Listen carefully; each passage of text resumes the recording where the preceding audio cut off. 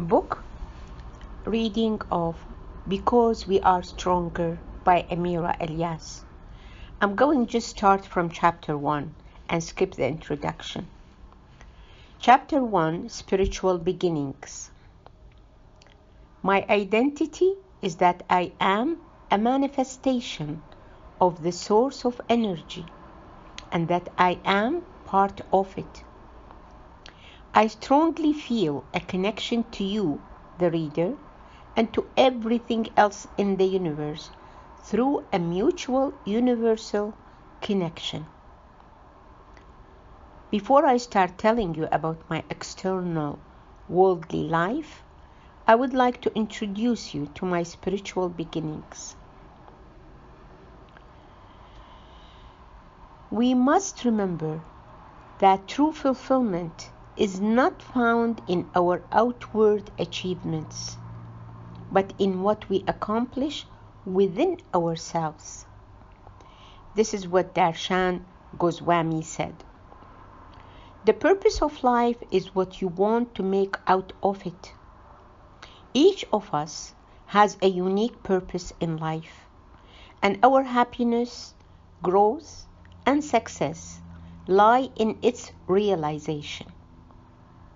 As humans, this purpose is to understand our relationship to a broader reality than our own God realization and realization of one's true nature as pure consciousness. The title, A Calling of the Soul. My story begins by being born a Caul Bearer. Some people are born with a veil, caul, or hood over their face. I was one of those people. My mother told me that the nurse was so delighted to see me with it that she asked if she could keep it. My mother gave it to her as she believed it would bring her good luck. Many belief systems hold that being born with a veil is a sign of a special destiny, or of psychic abilities, or good luck.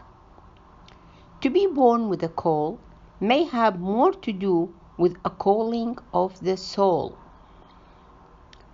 After recent research, I came to know that in medieval times, the appearance of a caul on a newborn baby was considered a sign of good luck, and hence became a sign that the child would be destined for greatness. The more I read, the more it validated what my mom had told me. Other people around the world thought the same as my mother's nurse. Over the course of European history, a popular legend spread suggesting that position of a baby's caul would give its bearer good fortune, such as Alexander the Great was allegedly born with a caul, and he certainly had an interesting and powerful life. Other notable caul bearers were Lord Byron, Charlemagne, Sigmund Freud, Liberace, and Alan Moore. Caul bearers are vital beings to the growth and insight of humanity. What they see, hear, and smell tells tales of things to come, things from the past, and other things we all need to know. They are messengers, ultra-sensitive visionaries, and healers.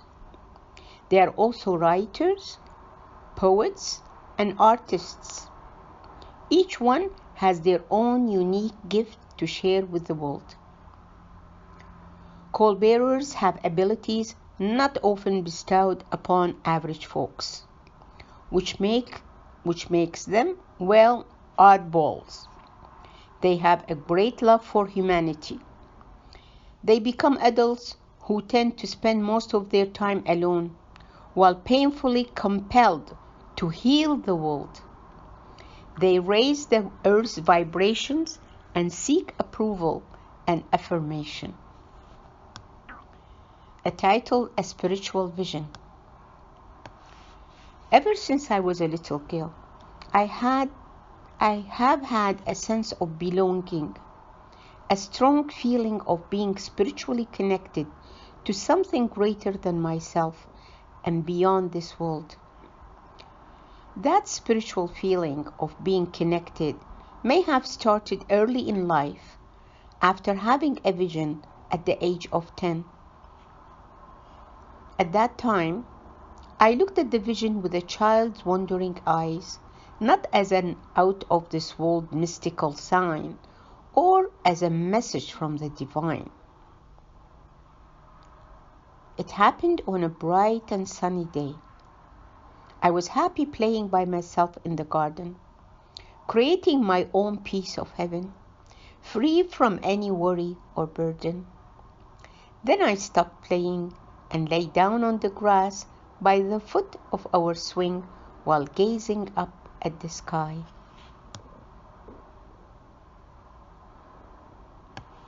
Suddenly, an amazing display appeared before my eyes. Something was being written across the sky, as if someone were using the sky as a chalkboard, but the chalk was made out of light. The writing resembled the Arabic script of the Quran. That vision is still as vivid in my mind today as the day it appeared. Yet I don't know why I have not talked about it until today. After so many years, I now realize what a profound impact and influence it had on my life, and how it triggered my desire to be close to God, whose presence has been alive in my heart from that moment on. A new title, Pleasant Dreams. During my childhood, I had a recurring pleasant dream that I remember to this day. In my dream, I see myself walking alone on a dirt path with no one around. I notice a shining object on the ground, which I pick up. After I gently remove the dirt from it, more shining gold coins appear. As I brush off the dirt, more and shinier gold pieces endlessly appear. That dream has made me feel blessed all my life. I have always felt that I had enough and was always content with what I had. As a child, I felt as if my pockets were full of coins, yet I never bothered to take them out to count them. I just knew. It gave me a sense of confidence and security that I would always have a lot and more than enough. Writing about my recurring dream today, I could interpret the dream as my soul shining through as I focus on the love of God and keep His remembrance alive in my heart. The heart is like a mirror that reflects the light when aligned with God's will. On the other hand, if it is not cleansed and purified, it will not properly reflect the recognition of its Creator. The more polished and brighter it is, the better it will show the enlightenment. Prophet Muhammad has said, when a believer sins, a black spot appears in his heart. Then, when he repents and asks for forgiveness, his heart is cleansed of the black spot. And when he sins more, the spot enlarges until it covers the entire heart. Hence, this is the rust that God has mentioned in the glorious Quran. I quote, "By no means, rather, it is what they used to do has become like rust upon their hearts." Quran 83:14. When the heart has a strong attachment to the life of this world, and the bearer of this heart is immersed in sin, a black covering overcomes the heart. Every sin is a black stain on the heart. These black stains accumulate until rust totally covers the heart and prevents the reflection of light onto the heart. When the heart is darkened, things no longer appear as they truly are. For truth is confused and its face is no longer apparent. The heart is inverted and sees truth as falsehood and falsehood as truth. And in Proverbs 4:23 in the Bible, it says, above all else, guard your heart, for everything you do flows from it. I read it again. Above all else, guard your heart, for everything you do flows from it. Proverbs 4:23. A new title, A Sense of Connectedness. During my childhood years, I was drawn to nature and had a sense of belonging and connectedness to my surroundings. I loved climbing trees and spending hours up in the branches by myself. Sometimes I asked my cousin to come to join me. We spent marvelous times talking and eating its fruits. My favorite was a huge fig tree in my family's fruit orchard. Later on, when we moved away from the orchard, my favorite was a big tree in front of our house. I loved to go up that tree to have lunch and be by myself. It made me feel safe and gave me a sense of being home in familiar surroundings, a sense of belonging and connectedness. Another place where I felt a sense of connectedness to the energy was when I was a teenager and we went to Bethlehem in Palestine.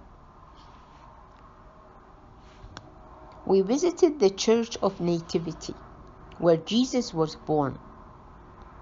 I was thrilled to be able to touch the silver star on the ground where Jesus was born. That feeling still remains with me to this day.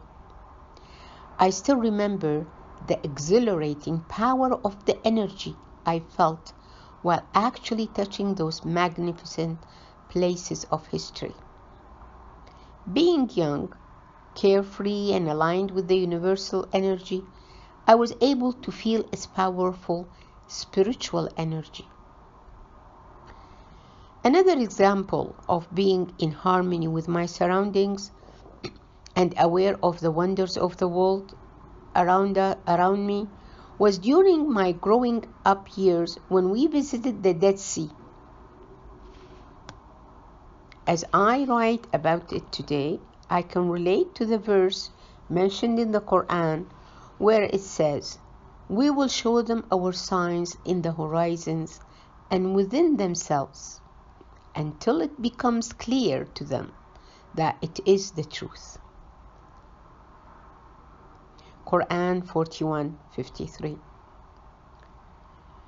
I witnessed such divine signs during our trip to Palestine when we visited the Dead Sea coastline and immersed ourselves in its dense waters.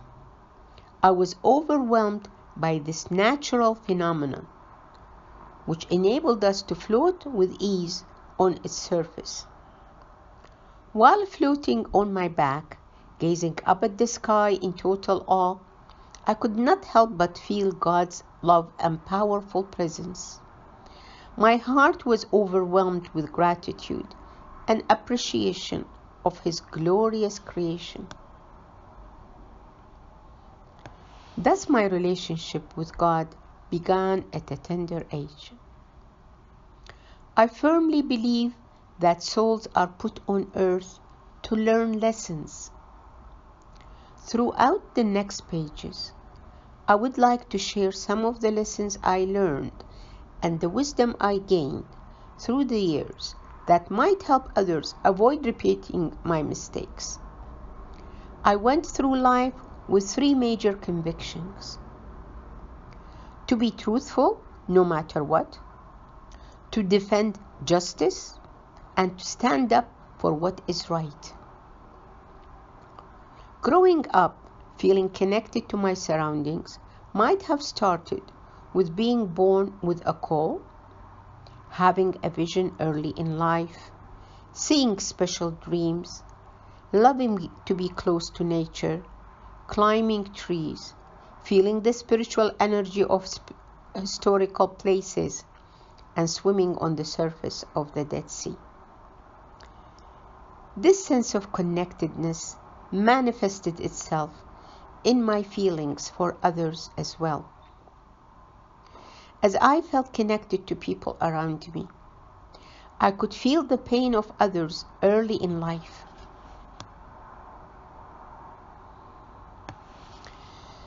When I was in grade 4, I loved sitting in the first row of the class so I could pay close attention to the teacher.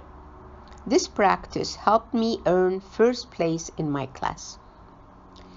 There was an incident where a student repeatedly neglected to do her homework, which angered the teacher. So the teacher asked her to come to the front of the class in order to give her a lashing with a meter-long ruler. However, the student ran away to the other side of the room. Whenever the teacher succeeded in hitting her, I felt the pain. Although there was no reaction from the student, I started to shout and scream, crying and yelling, "No, no, don't do it, stop it!" I was as if I was being beaten up. I could feel the burning sensation on my body. I could not stand it. I got up and left the classroom, crying and sobbing out loud, and ran downstairs to the principal's office. The principal tried to calm me down and convince me to go back, but I refused and was adamant about not returning to that class. Finally, she said, "I'll make a deal with you. If you agree to go back, I promise that the teacher will not beat up any student from now on." I was happy to hear that and agreed to go back. As a child, my compassion and empathy for that student's pain made a difference. It brought about a drastic and positive change in the school system, and that was to stop acts of violence.